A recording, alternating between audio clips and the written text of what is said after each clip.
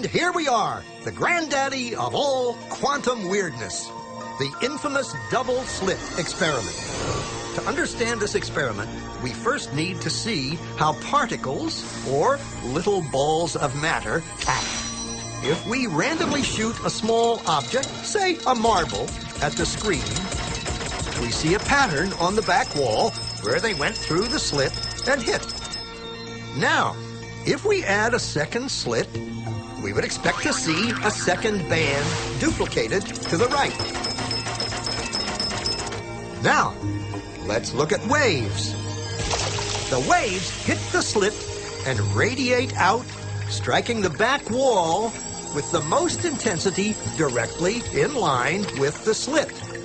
The line of brightness on the back screen shows that intensity. This is similar to the line the marbles make.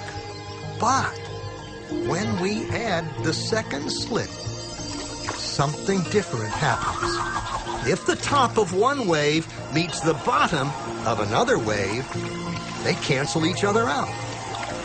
So now there is an interference pattern on the back wall. Places where the two tops meet are the highest intensity, the bright lines, and where they cancel, there is nothing. So, when we throw things, that is, matter, through two slits, we get this, two bands of hits. And with waves, we get an interference pattern of many bands. Good so far. Now, let's go quantum.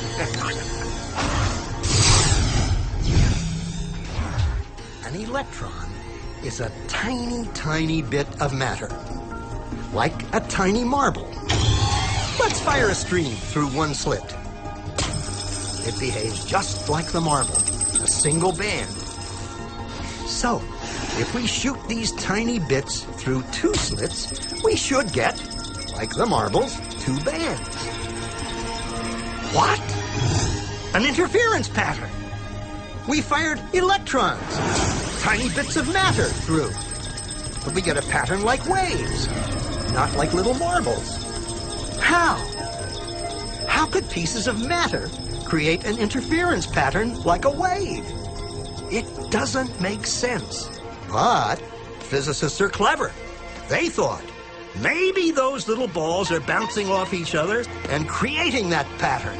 So, they decide to shoot electrons through one at a time. There is no way they could interfere with each other. But after an hour of this, the same interference pattern is seen to emerge. The conclusion is inescapable. The single electron leaves as a particle, becomes a wave of potentials, goes through both slits, and interferes with itself to hit the wall like a particle. But mathematically, it's even stranger. It goes through both slits, and it goes through neither. And it goes through just one, and it goes through just the other. All of these possibilities are in superposition with each other. But physicists were completely baffled by this. So they decided to peek and see which slit it actually goes through. They put a measuring device by one slit to see which one it went through and let it fly. But the quantum world is far more mysterious than they could have imagined. When they observed, the electron went back to behaving like a little marble. It produced a pattern of two bands, not an interference pattern of many.